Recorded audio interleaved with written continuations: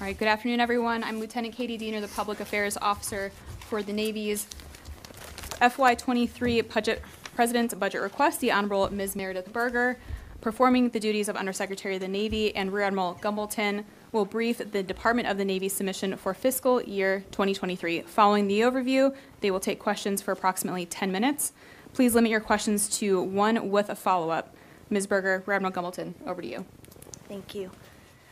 Good afternoon, ladies and gentlemen. My name is Meredith Berger, and I'm the Acting Undersecretary of the Navy, and along with Rear Admiral Gumbleton, the Navy's Budget Officer, I am pleased to provide to you an overview of our FY23 budget request.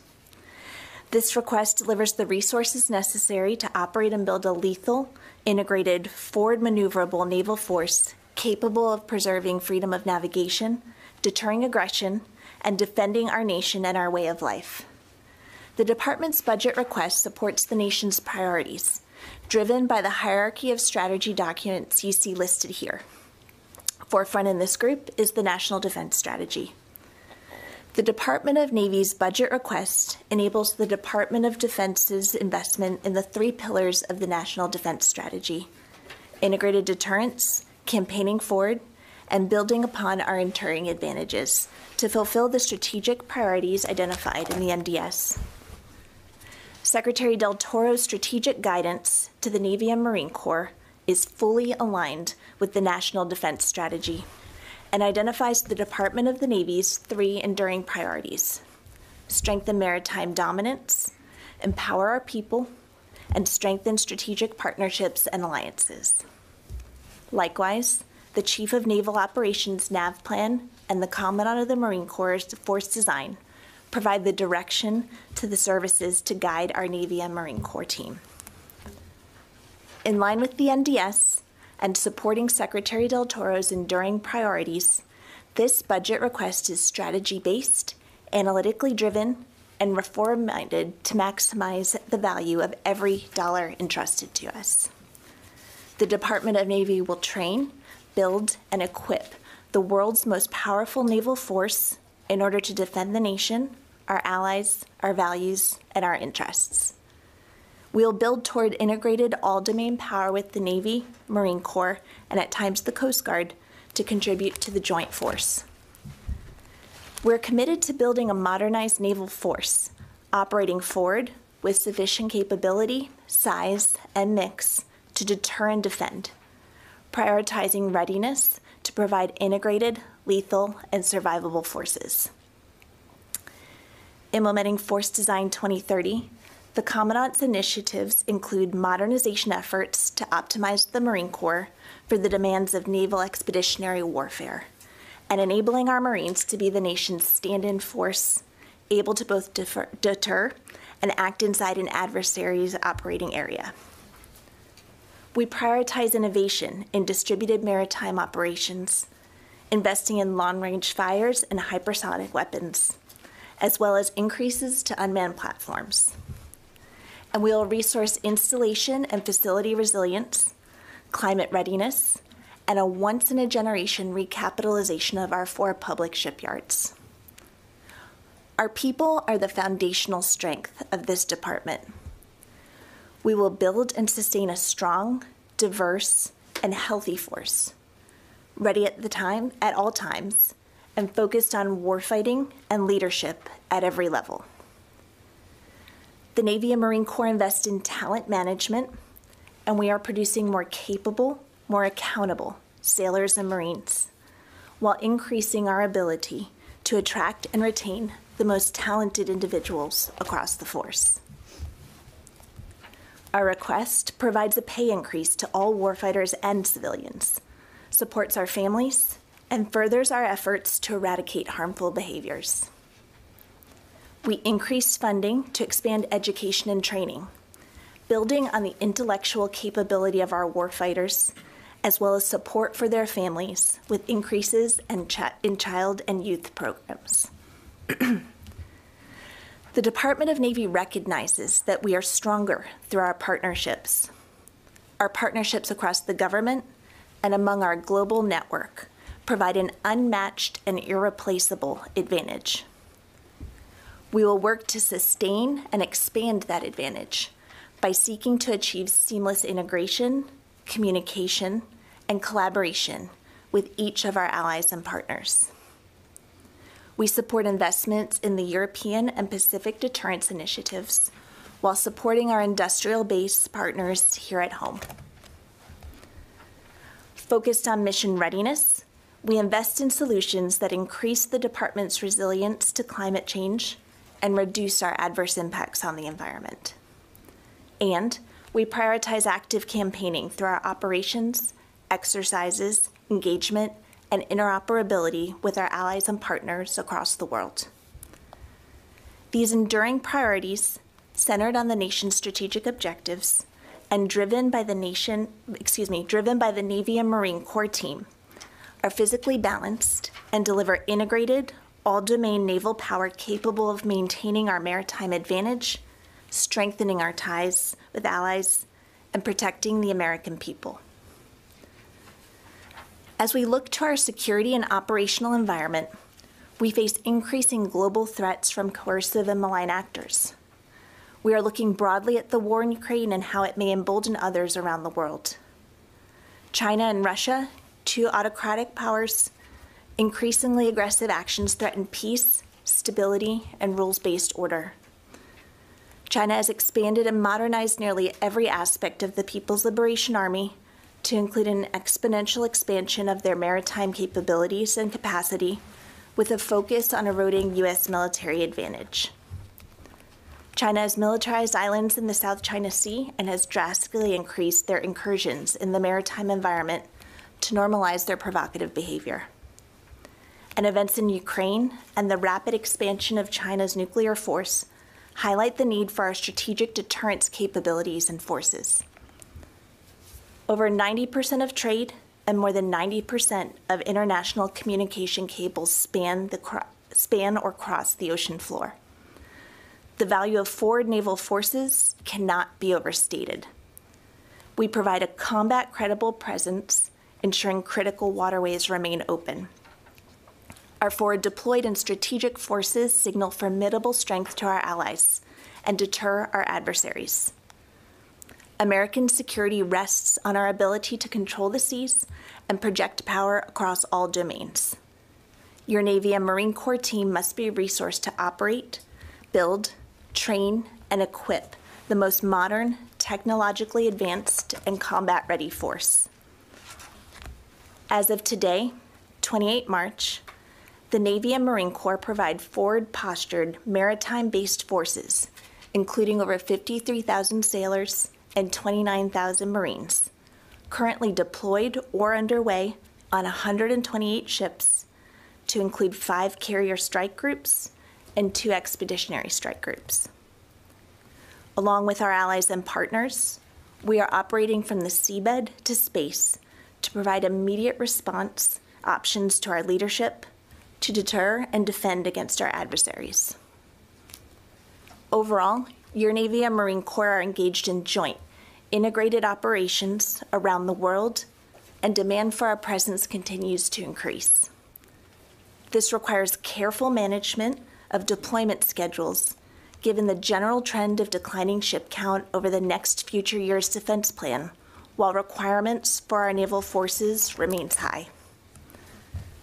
To continue, Rear Admiral Gumbleton will now highlight further how our Navy and Marine Corps are supporting our global requirements, and then he will detail our investments in this budget request to meet Secretary Del Toro's enduring priorities to strengthen maritime dominance, empower our people, and strengthen strategic partnerships and alliances in support of the Defense Department's pillars of integrated deterrence, campaigning forward, and building upon our enduring advantages. Rear Admiral Gumbleton. Thank you, Undersecretary Berger. Transitioning to the fiscal slides, the FY23 President's budget request is $230.8 billion. This is a $9.1 billion and 4.1% increase of our recently enacted FY22 budget. On the top, you will see a graph by service split percentage. The Navy budget at $180.5 billion and the Marine Corps budget at $50.3 billion. Beginning in the lower left, our Navy budget increases by almost 5%, shows real growth in all appropriations. In the lower right, our Marine Corps budget increases by nearly 2%, with significant growth in operation and maintenance and research and development. Within the Marine Corps funding, you'll note what looks like a 35% reduction in military construction. This is an artifact of how generous Congress was during the FY22 enactment. Overall, though growth is achieved in this request, budget decisions reinforced by warfighter analytics and tough choices were still required. You will see in these next slides how the Department's request enables us to provide the Joint Force Commander globally responsive, combat-ready naval expeditionary forces, aligned with and supporting the Department of Defense strategic pillars. For ship construction, the Department appreciates the strong support by Congress for naval shipbuilding in FY22, which included 5 vessels over our PB22 request. This year, we plan to procure an additional 9 Battle Force ships. Pivotal to supporting our national strategic priority of integrated deterrence, the details of our submarine investments include the Columbia-class program requests of $5.9 billion for the 3rd and final year of incremental funding for the ship, as well as advanced procurement for future Columbia-class submarines.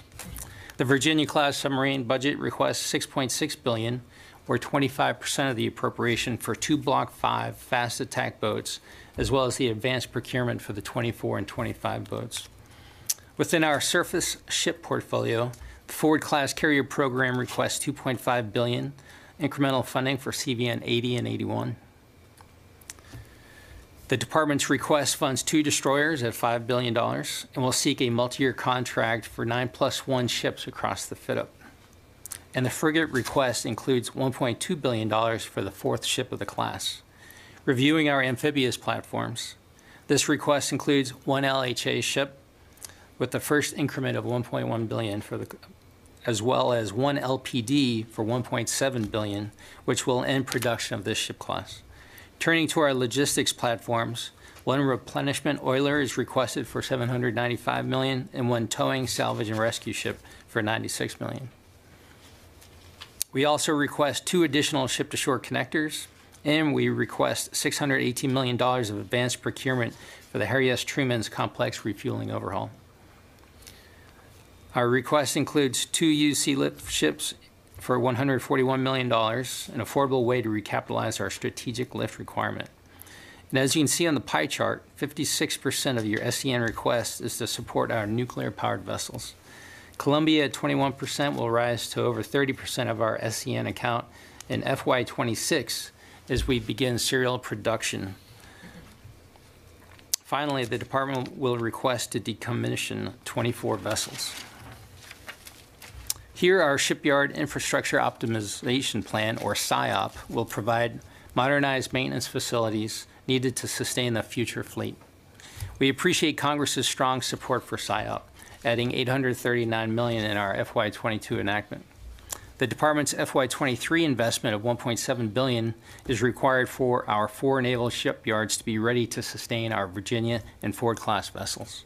As noted on the slide table, construction efforts comprise the bulk of our request and are targeted to recapitalize aging dry docks in 3 of 4 of our shipyards to support these modern platforms.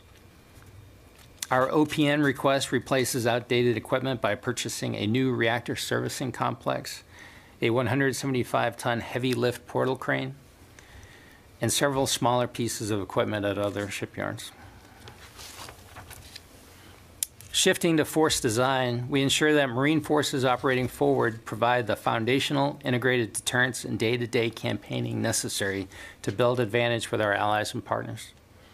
Entering year 3 of this 10-year comprehensive transformation effort, force design focuses on 3 priorities: equipment modernization, talent management, and training and education. During the FY23 build, the Marine Corps divested of legacy capability and capacity not aligned to the future threat, reallocating $700 million in savings into warfighting investment priorities. The most pressing listed on the table, including long-range precision fires, networks, and sensors. Modernization investments have also included over $20 million for updating manpower systems and $150 million for training and education programs in FY23. Through these efforts, the Marine Corps will function as the stand-in force, operating inside actively contested spaces, facilitating and leveraging all domain tools as the eyes and ears of the fleet and the joint force. Shifting to aviation procurement, the department appreciates the strong congressional support of our aviation program in FY22, including the added funding for 22 additional aircraft. The department's request of $16.8 billion in PB23 supports the start of procurement for the MQ-25 Stingray and multi-engine training system, and ends the program buy for the MV-22s and CMV-22s. In this budget, our significant aviation investments include production of F-35 Bravo and Charlie Lightning IIs. We're requesting 28 F-35s in this budget. Request 5 E-2 Delta Advanced Hawkeyes as they enter the final year of their 5-year multi-year contract. Procures 5 additional KC-130Js, also entering the final year of their 5-year multi-year contract. Moving to rotary wing, we are requesting 10 heavy lift CH-53 King Stallions, and we finalized the recapitalization of our rotary wing trainers with a procurement of 26 additional TH-73 Alpha training helicopters. And lastly, we are increasing investments in unmanned aviation. The Marine Corps procures 5 additional MQ-9 Alpha Reapers, and the Navy resumes the procurement of 3 MQ-4 Tritons and begins the first year procurement of 4 MQ-25 Stingrays, paving the way into integrated unmanned carrier aviation. Moving to enhance competitive capabilities, this year's budget request continues investment to develop improved warfighting capabilities across all domains. This year's budget request, research and development funding increases by 9% for Navy and 6% for Marine Corps over the 22 enacted amounts. The Navy remains committed to the strategic deterrence mission, committing $1.2 billion of R&D funding to recapitalize all portions of the undersea leg of the triad, including submarines, TACAMO, Trident D5, and our nuclear command, control, and communications network. Other significant Navy investments in weapons and platforms include increases to hypersonic weapons through conventional prompt strike and standard missile, both strike fighter variants, and several classified programs. In FY23, the department is procuring 22 small, medium unmanned undersea vehicles. And the Marine Corps continues investment in force design capabilities, including Nemesis and MQ-9 Alpha mission systems. And embedded within programs on this slide, the department continues to build enduring advantage with investments in climate. These departmental investments are aligned to maintain maritime dominance, balancing investment in both manned and unmanned platforms with airborne, surface, and subsurface missions. In addition to these platforms, investments in Project Overmatch support linking them together seamlessly to integrate the sensors, platforms, and their weapons to facilitate distributed maritime operations. As we transition to this next section, I would emphasize that readiness remains a clear department priority, and FY23 continues prior year gains on ship and aircraft maintenance efforts to improve overall department readiness. Campaigning forward influences competitor perceptions of the benefits and costs and risks inherent in their actions while amplifying our strengths.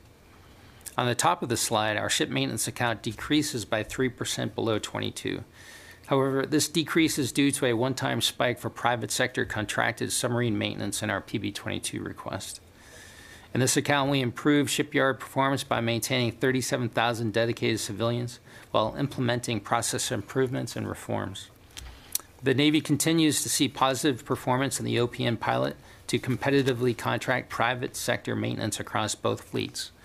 25 of our 41 surface ship availabilities are in this pilot. At the bottom of the slide, ship operations has a 6% budget increase, resources deliveries of military sea lift vessels, requesting additional underway days for our civilian mariners, and to support gray-hulled warships. Funding increases to reflect our predicted deployment schedules with increased spare parts, consumable materials, and training. Turning to Marine Corps equipment and readiness at the top of the slide, you'll note that the budget remains flat and consistent with the depot maintenance required for wheeled and tracked vehicles. Modest increases to the ground equipment request due to depot rates are offset by planned programmatic reductions and maintenance requirements for automotive and combat vehicle equipment. At the bottom, Marine Expeditionary Force training and readiness is prioritized with funding of $1.2 billion, a $240 million increase from last year's request. This resources the recently stood up new Marine Littoral Regiment in Hawaii and will enable them to conduct exercises with our allies and enhance our presence in the Indo-Pacific. Finally, this increase supports talent management reform with a $20 million increase to manpower systems and modernization. Looking at aircraft depot maintenance at the top of the slide, funding improves over 22 to sustain gains in aircraft mission capable rates. This includes funding increases of $53 million for airframes, $132 million for engines, and $31 million for component repairs over FY22 levels. The Navy continues to make progress improvements at our aircraft depots, reducing the time to conduct maintenance and returning aircraft and engines back to the fleet. On the bottom half under Air Operations, this budget increases the flying hour program by 16% to account for more UP aircraft, increased prices for parts, and enabling pilots to execute more of their training matrix, leading to improved aircrew proficiency and safety. Accordingly, we're resourcing 38,000 more flying hours than 22 for fleet operations. And finally, to train our student naval aviators, we're resourcing 19,000 more flying hours. This critical investment will support increased student pilot throughput, supporting the recovery of our tactical aircraft pilot shortfall. At the top left of this slide, you'll see the Navy installations and support graph. The Department appreciates Congress's support for our shore infrastructure in FY22 and the one-time adds of $565 million for natural disasters and $408 million for Red Hill efforts. When you back out the one-time Red Hill and natural disaster repair funding, the Navy shore infrastructure funding increases 7% in 23 over FY22 enacted. Navy increases FSRM by 3% with facilities sustainment funded to 85% of the OSD model. In regards to climate change, the 23 budget increases climate investments by a total of $137 million across the shore, providing funding for electric vehicle leasing, charging stations, installation resiliency, and natural resource carbon sequestration projects. Reviewing the top right of the slide, the Marine Corps installations and support, you'll note an increase in the Marine Corps FSRM portfolio to $1.3 billion in FY23. However, sustainment percentage drops from 80 to 56%.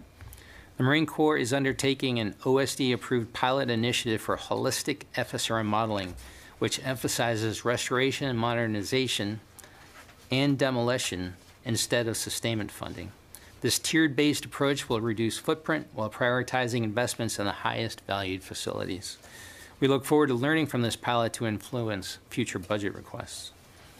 Finally, the Marine Corps also prioritizes tackling the climate crisis with investments that include electric non-tactical vehicles and carbon sequestration efforts.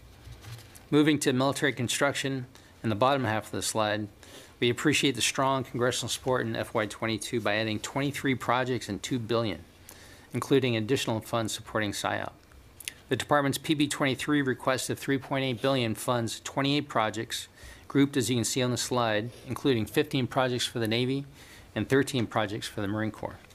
These investments support new platforms and enhanced missions, such as a pier to support Virginia-class submarines with Virginia payload modules at Naval Station Norfolk and an F-35 fighter aircraft at Marine Corps Air Station Cherry Point. Our people provide the foundational strength for the Department, and by building enduring advantages through our naval forces, we create a more resilient, agile, and innovative team. Not only do we value continuous training, but we are committed to fostering a culture of warfighting excellence built on leadership, dignity, and respect. Accordingly, this budget request includes a 4.6% pay increase for our sailors, Marines, and our civilians. You'll note that both Navy and Marine Corps are reducing end strength, yet our budget request rises in support of this pay increase. In the subsequent slides, we'll cover these programs and note that we are growing part of our civilian team to reflect increases in our SAPR and climate initiatives. Not depicted on this slide, our PB23 request number includes funding the 203,000 Navy and 22,000 Marine Corps civilians. The Department could not achieve our mission without their dedicated support. Now moving to Navy personnel, at the top of the slide, the chart shows the active duty Navy FY23 PB request will decrease by 620 sailors. Total Navy end strength reflects decreases associated with the force structure changes, offset by growth to buy back medical manpower billets. Moving to Reserve Navy at the bottom of the slide, We continue our commitment to our sailors and the training we have invested in them as we prioritize assessing active duty sailors into our reserve fleet. Navy Reserve end strength decreases as we reduce reserve personnel supporting LCS units, headquarters staffs, and installation services. Those reductions are partially offset by increases in our Fleet Maritime Operations Centers to provide increased command and control surge capacity. Looking now at our active duty Marine Corps, our request supports an active force of 177,000 Marines with a planned 1-to-3 deployment to dwell ratio. Also reflected here is a reduction of 1,500 Marines from the PB-22 plan to continue alignment with the Commandant's force design efforts. This request also invests in talent management reform, initiatives to offer financial incentives to attract and retain talent. To the bottom, our request supports a 33,000 reserve force of ready for mobilization Marines. Marines with an end strength decrease of 3,800 from the PB-22 plan. Reduced Marine end strength is due to divestment of one legacy UAV squadron and recruiting and retention challenges caused by COVID-19. However, we will return to a planned end strength of 36,600 by FY24. This budget request will allow for stabilization of the reserve force, enabling it to seamlessly integrate with the active component force to support global operations and emerging requirements. With respect to the Department's family housing programs located at the top portion of the slide, this year's request includes $324 million supporting 3 government-owned new construction projects at NSA Anderson, Guam, and revitalizing 96 townhomes at bases in Japan. These investments directly impact the quality of life of our forward deployed sailors and Marines, while executing the Guam Defense Policy Review Initiative as forces relocate from Okinawa to Guam. The bottom half of this slide highlights the Department's view that taking care of our people and families is a direct force multiplier. With regards to our sexual assault prevention and response, the Department has increased our funding by $110 million. This will enable implementation of the Independent Review Commission recommendations along 4 lines of effort: accountability, prevention, climate and culture, and victim care and support. The majority of the costs associated with the IRC recommendations are to create a full-time prevention workforce for both the Navy and Marine Corps. This request continues to offer education and training opportunities at our flagship institutions, at our pilot Naval Community College, and tuition assistance programs. And finally, the Department's child and youth programs support the mobile military families' readiness by providing affordable, high-quality programs. Our PB-23 request increases by 38%, or $150 million over FY22, supporting new child development center at Point Loma, the $15 an hour minimum wage increase, and fully funds the fee assistance program. In our final section, building on Secretary Del Toro's top 3 priorities, I would emphasize that finding ways to expand industrial-based partnerships is critical to our strength and capacity.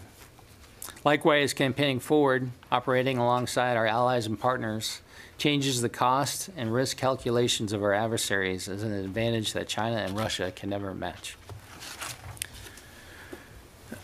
With respect to our critical industrial partners, the Department has made investments in the Columbia Integrated Enterprise Plan, $331 million to fund continuous production of long lead time components and material to stabilize the supplier base. We're also requesting $541 million to invest in the submarine industrial base. This includes targeted investments in shipbuilder infrastructure, supply chain capacity, strategic outsourcing, and workforce training. In our weapons industrial base, we include $79 million investment for special tooling and test equipment to increase SM-6 production. And $37.6 million of our budget request is focused on building supply chain resilience for future weapons, including hypersonic weapons, directed energy weapons, and advanced batteries. Now shifting back to our international allies and partners, although not an exhaustive list, some of our many important operations and exercises that your Navy and Marine Corps team participate include, most recently, French, Italian, U.S. aircraft carrier strike groups operated together, strengthening our maritime integration. Later this summer, 17 NATO allies and partners will work together in the Baltic Sea, showing the resolve of the NATO alliance.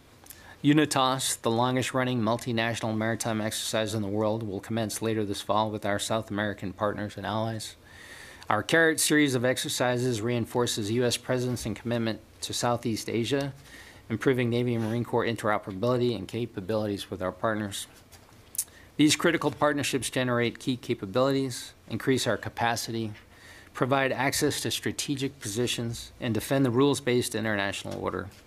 With allies and partners, we are stronger and more secure than we could ever be on our own.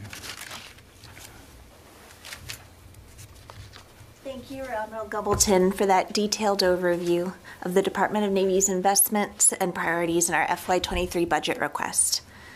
To summarize, the department's budget priorities prioritizes maritime dominance and our people and drives operational concepts and capabilities.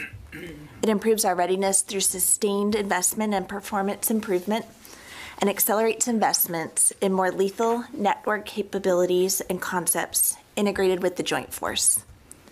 Finally, the department's request was a collaborative, analytically driven approach, maximizing the resources available.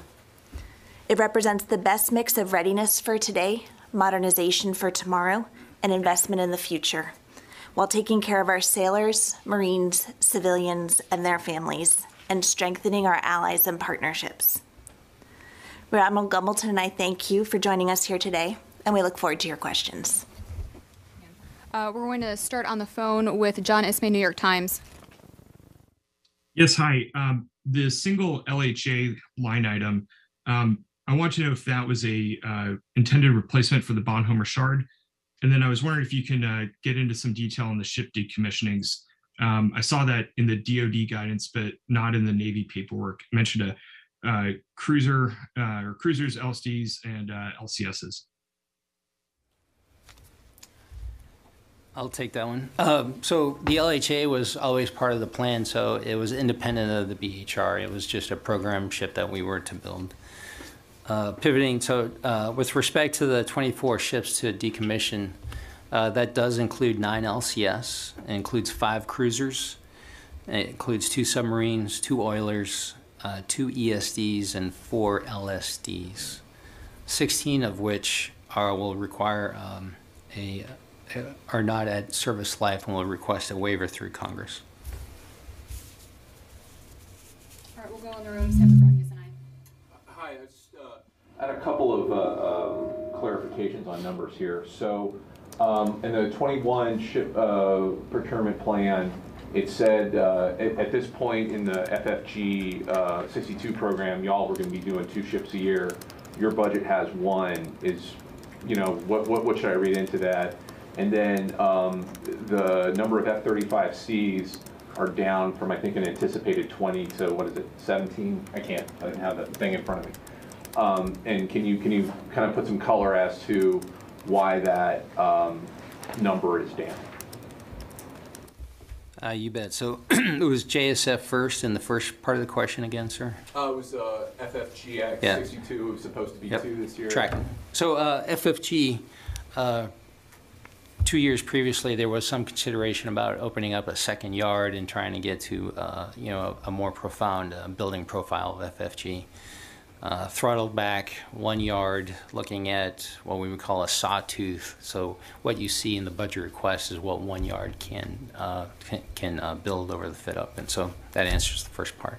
With respect to JSF, the numbers did come down from a previous budget view, and that simply reflects the balance of this budget request as you looked at our portfolios increasing for ship construction and R&D, while focusing on readiness, so we have a whole force. JSF simply, we chose to bring those numbers down. All right, we'll go on the phone. Valgo Meridian, Defense and Aerospace. Hi, everybody. Thanks very much for talking to us today. But the question I've got is, at a time when there's almost universal acknowledgement that the United States Navy is not large enough, how is the Navy justifying these ship retirements, including for 9 littoral combat ships? Right, that $4 billion or so could have addressed other modernization priorities. It could have addressed readiness. concerns. It could have addressed shipyard concerns. How are you guys justifying these retirements? Well, we are taking that in consideration a lot of the things that you just mentioned, and it's a hard thing to make a decision to decommission ships, but what we are looking at is what offers the best capability against the threats that we are facing. And so as we think about how to build a force that we can sustain within the budget that we have, that's how we've made some of these, again, tough decisions. And as we look across LTS, this is a place where we have identified that there are real costs, especially at for the Freedom class, to be able to make some of the repairs that are needed on those. As we measure that against what is the best contribution to the capabilities that we need, we are not finding that we need to have the anti-submarine mission set anymore. And so we're able to take that from the DCOM and put some of that funding towards some of the capability that we need. Similarly, we're grateful for the support for the decommissioning of the cruisers. This is a place where we can prioritize safety and also be able to make sure that overall we have the right mix to meet the capability and capacity that we need. If I could add to the Under's answer, is this is about opportunity cost. ASW mission that went away, roughly $50 million a year support cost for these vessels, and an opportunity to reinvest $1.8 billion when this ASW mission set's going to be taken up by the frigate, of which we're buying the fourth of the line in this budget request. So it speaks to a return on investment to get after lethality we need for our near-peer competitor. All right, Megan Eckstein, Defense News. Research and development budget. I can see in the slides you have line items for SSNX, DDGX, Next Generation Air Dominance. Last year there had been a memo outlining a concern that it would be difficult to invest in all three at the same time. And I just wonder if these dollar amounts that you have represent keeping all three programs on track, or if any have had to be like accelerated or decelerated based on budget concerns. Yeah, thank you for that question. I would suggest that right now I personally am not tracking when we need to have the next ship design come online, so forgive me for that. What this does represent, though, is the acknowledgement that we do need to invest in those future classes. And so with SSNX and DDGX, you certainly see that. And although NGAD is a classified line, investments do go up over the FIP somewhat dramatically for NGAD. So we know we have to get after this, and this reflects our best balance versus risk on those platforms we need to move out on. Justin Katz, Breaking Defense. Thank you. On the ship decommissionings, just two pointed questions. The first one is, how much money do you anticipate you can save if you decommission all 24 ships? And then a follow-up, is there another portion of your budget that is depending upon the savings you expect from those decommissionings? In other words, will you have a budget shortfall if everything else stays the same, but you're not allowed to decommission some of those ships? Yeah, thank you, Justin. So 24 ships, 16 of which somewhat early, certainly the LCS. The total value of the reinvestment opportunity is $3.6 billion across the FIDUP. Now, sometimes Congress opines that they don't want us to decom a ship, and generally we work with the committees to restore value to, for example, our personnel and ops and maintenance lines to sustain those ships. If that were not to happen, then that would be a hole in the budget. Is 3.6 for all 24 ships? That's correct. Okay, thank you. All right, we have time for one last question. We'll go to Mallory, USNI. Hi, thanks so much. I wanted to follow up on what you said about the Next Generation Air Dominance. You said the investments go up quite dramatically throughout the FIDUP. This is a multi-billion-dollar program for the 6th generation fighter. How do you justify classifying that spending, and how long do you think it's going to be classified, and how do you make the case to the taxpayer that you need this money when you can't tell them how much it is? Yeah, thank you for that question. Our folks on the Hill who monitor this program and approve those budgets are read into these programs, and they have full access to understand what we're requesting and what they cost. Thank you. But why is it classified? You'd have to direct that question to the program manager. All right, everyone. That's all the time that we have for today. Thank you for coming.